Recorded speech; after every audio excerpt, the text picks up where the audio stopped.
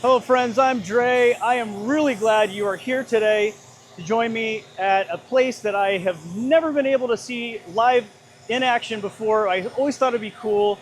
There's a sawmill. I had to get some special boards made that you just can't get in the regular lumber yards. So Fields Sawmill here in North Agusta are going to cut up some special boards, and I get to see the tree, we get to see the tree that they get cut from, and we're going to use them in the building. I cannot wait to see this. I'm really glad you're here. This is the tree that will become our new floor joists. This is incredible. I love this. Like seeing how stuff is made or cut. We know how trees are made. One 20-foot by 12 by 2 inches, and then 5 24-foot by 2 by 12 inches. This is awesome. Wow. Wow. I'm not quite sure how I'm going to accomplish this whole task of installing all this wood into the building, but it sure is cool seeing it in its raw form. Awesome. Yes.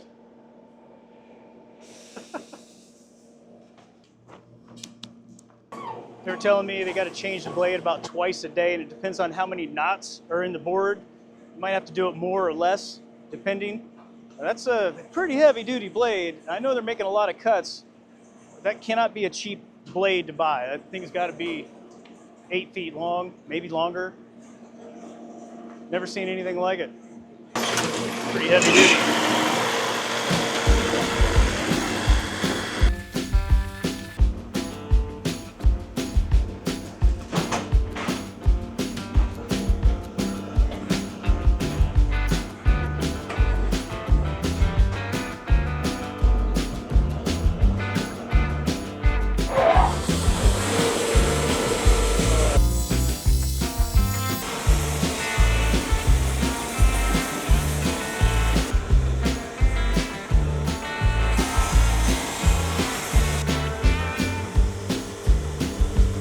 Take the top layer and just start skimming down until you get about where you think you're going to be, and then rotate it one time on the side, and then you got your right angle here, and then basically you're going to make your right angle here, and then you'll shove it, cut it down until about where you think, like say I'm doing 2x6s and 2x4s, till about to where I think I can get a 6 wide, and then I'll rotate it again, and then we'll be flat and square. Then I'll cut it down to my 6-inch cant, or in this case, I'm gonna cut it down to 12-inch. And then once I get it to 12, then I'll rotate it again, and I'll start cutting 2 inches. They have a heck of a dust collection system. See, it goes up to this gigantic vacuum fan. Goes out here, a big huge pile. A mountain of salt. If you need sawdust, well, you know where to get it. We have some incredible live edge slabs out here. So much of it. There's the replacement blades. Very large. You see about the size of that. It's about 1.5 inches wide. Heavy duty.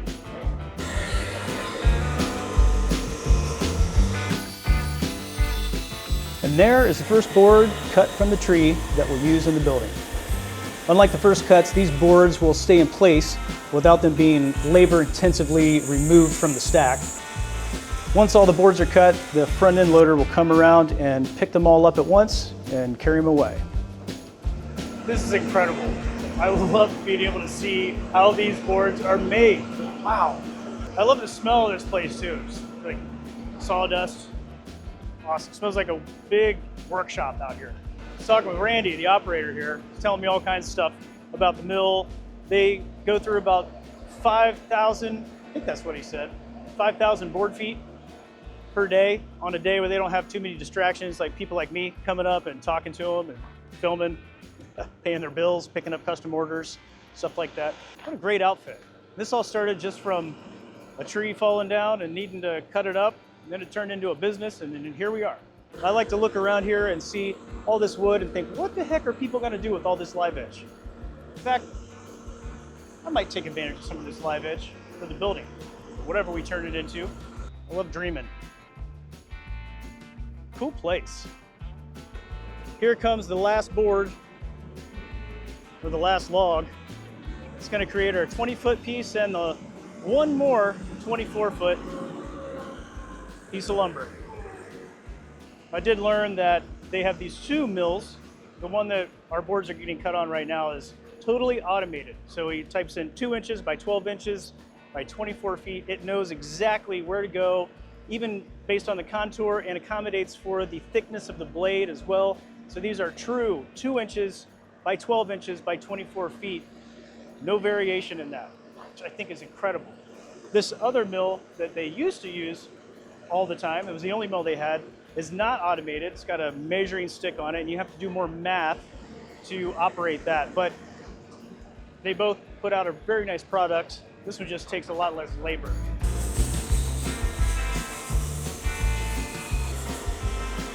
Now it's time to make it back to the homestead and prepare a place for all these boards to sit for a couple of days so we can prepare the ceiling for their new home. Truck taking a load of logs over to the sawmill. I'm back here at the bank. I've prepared a place for these new boards to sit once they arrive. I wanted to remind you of where they are going to live when they finally get here. They got to dry out for a little while before we install them, but when they are installed, I want to show you where those go in case you missed one of the last videos where I briefly described what these boards were for and why we had to use them where we did. So let me show you that. But before we go there, I wanted to thank the sponsor of today's video, Tecovas. A couple of videos back, I made mention of the boots I was wearing, how I loved them. They were comfortable for a whole day's of work. But my friends over at Tecovas made sure that I had a new favorite pair of boots. And I picked out these here. These are the most beautiful, comfortable boots that I have ever had. They're called the Doc. Tecovas boots are made with premium cowhide, exotic leathers. They are beautiful. There's 200 individual steps in making a pair of these boots. They're all handmade. That is true craftsmanship. It's something I really appreciate. Not only are these boots made by craftsmen, but they are made by craftsmen with comfort in mind. These boots are already pre-broken in, so you don't have to worry about breaking in uncomfortable boots. They are already comfortable from day one. If you get a chance, visit one of the Tecovas stores around the country. You can take advantage of their free boot shines, their complimentary drinks. One of their expert staff will help you find the perfect fit on any of their amazing boots. I took advantage of this and had them brand my initials and the store emblem that's specific to the Charleston store. They will certainly take care of you like they did me. While they were stamping my boots, Sarah took a look at all of the women's items they have, all the accessories that are available. It's not just boots that Tecovas offers. It's also shirts and jeans and, of course, cowboy hats. I don't know if it's the complimentary Coors Banquet or these boots that make me a better dancer, but I know one thing, these boots are mighty comfortable. If you want to step up your game and get a hold of a pair of boots that'll last you a lifetime, you can follow my special link in the description below. You can scan the QR code at the bottom of the screen, go to tecovas.com, or you can visit one of these great stores around the country. Your feet will thank you, I promise. They're thanking me right now. I'm not even wearing them, and they're thanking me. Now, we all knew that I was a good dancer, especially with these boots on, but it's time to talk about the ceiling. I want to remind you now of where the forever home for all these boards are going to be, just in case you missed the last couple of videos. To give you perspective, the back door is yonder, and we'll be moving over there in just a moment to explain some things, but right here is where we're going to start. Right above this area is where the bathroom is going to sit upstairs. So it has to especially be strong for the shower and the tile that we're going to put in the floor. But you can tell here where there's been some things happen over the years. We believe that the stairwell that used to be here was right along here, and that the stairs went down this way. I'm not sure what was happening here, but nonetheless, what we have to do is sister this board that is actually inside of the tin ceiling or the metal ceiling area, and then these three boards have to get totally replaced. So there's no sistering those. they just need to come all the way out. And when I mean all the way out, I mean all the way out of the brick on the ledger as well. The ledger is, well, the ledge, and that's where just the top of the wall was for the first and second wall division. They would put the boards across that first level and then build the brick wall continuously around those boards to go up. We don't have that luxury of having all that space and freedom to move, so the challenging part about this is going to be placing those boards in that long space with just a short space to work with. We'll figure it out. I'm not quite there yet, but if you have suggestions, please chime in and let me know what you would do. Next part we're going to work on is up here close to this big iron beam near the back door. I pointed out in a previous video how the construction of this was pretty scary. I could move this board just by using my bare hand. It's pretty flimsy. It's only attached in the end here by about 8 or maybe 10 inches of another board sistering it. That is not going to work. Very unsafe, and it's continuous throughout the whole board. There's really nowhere where I feel comfortable walking above that.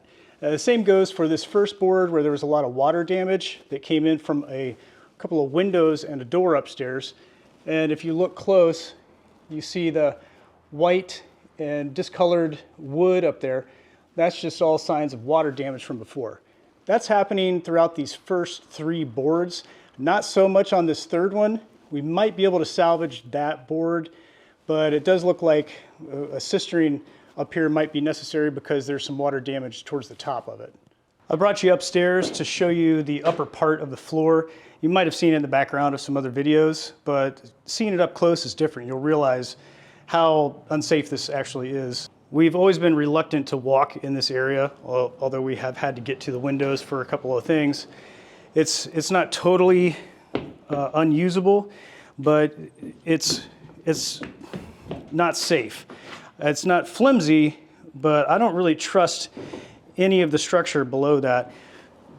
You could probably tell here where the 2 windows are, and especially this one and the door where the water has just created a huge problem. Over here is where the first problem occurred a long time ago. It looks like where we saw underneath, I could move that rafter by myself. That's right where that was. These 2 holes that are cut out of the floor are where the post came through to hold the heater in place back when it was a laundromat. I only know that because they were still attached to the threaded rod when it was sitting over in the corner before I started cleaning it up.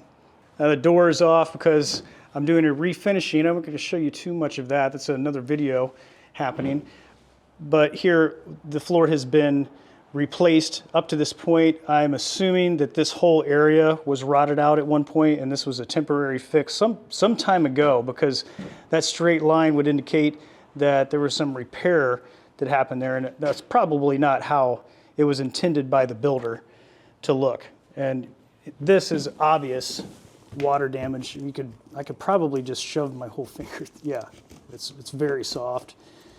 And no water, even though it's a rainy day today, there's no water that's been coming into the building on a regular basis. I see no evidence of water here. Well, it happens sometimes, but not very often. During the hurricane, the door gave us some problems. There was quite a bit of wind, and it jarred this thing so loose it was just hanging by a thread. So I thought it was a good time to just go ahead and make this thing work. We've been talking about it for a long time.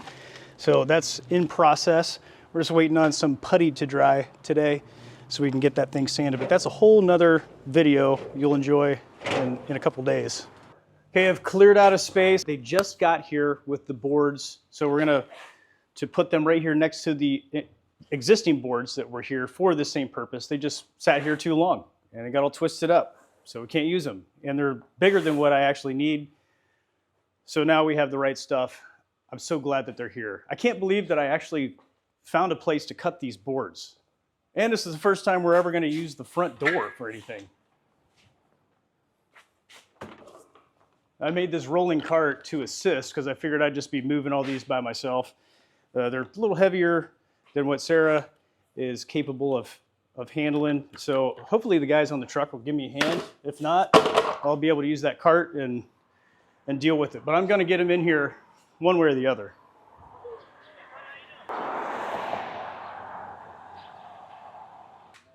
So that's the reason why I had to get these cut, because those were here already, but they just sat too long, I think, and just twisted right up. I can't use those.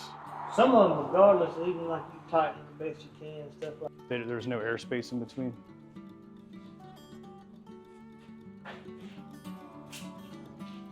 As thick as that board is being ground right now.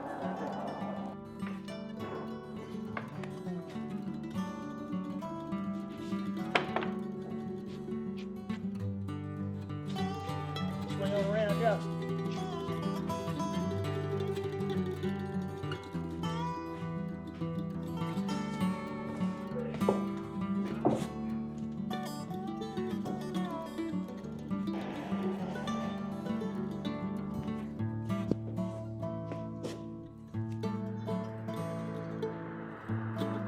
There they are, coming right off the truck.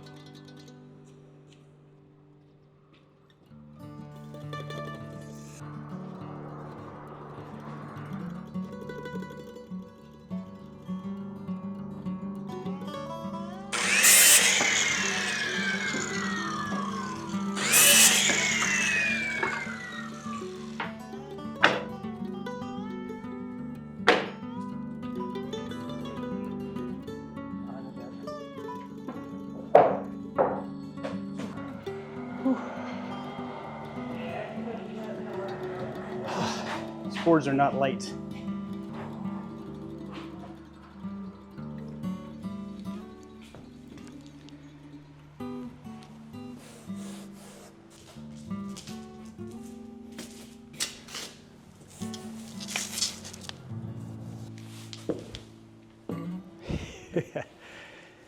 Yes.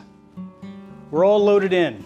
All the boards are here safely, laying in a nice spot where they're likely not going to twist right away. I'm going to use some ratchet straps and strap these things together really tight to keep them all as solid as possible for a couple of weeks while they dry out here.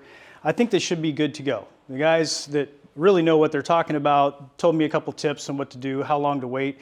Although they did say it's going to take a couple months for these to dry out, it probably wouldn't be such a bad idea to put them in place. They're not going to shrink that much, especially for the purpose of what we're using them for. They're going to shrink a little bit by width, but they're not going to shrink by length. So we don't have much to worry about there. Plus, they're going to have a lot of space to air out while they're in place up here in the ceiling. So I'm looking forward to that, actually. It seems like such a huge project. It is definitely one of these parts of this whole project that I've just been like, wow, this is a big one. I don't know if I can lift these things. How am I going to do this? But sometimes those type of jobs are the easiest. And when you get into it, you find out, oh, this isn't so bad after all. And I'm hoping that that's the case here. I do have some friends that may be coming to help, so I'm looking forward to that. It'll give me a chance to revisit with some old longtime friends, and it's going to be fun. I know that. So I hope you look forward to that in a couple weeks. There's some really fun videos coming up soon about some projects that we have completed here over the last several months. There's one that's been a long time coming that will be the next video you see. So I'm looking forward to putting that out. I hope you are too. Thanks for joining me today, friends, here at the Old Bank of Johnston. I really appreciate your company, especially on a day where we get to check out a sawmill and see the final product of a log turning into the joists for this building. I think it is so interesting to see. I'm feeling some Mike Rowe vibes. Thanks for watching today, friends. I'll see you in the next video.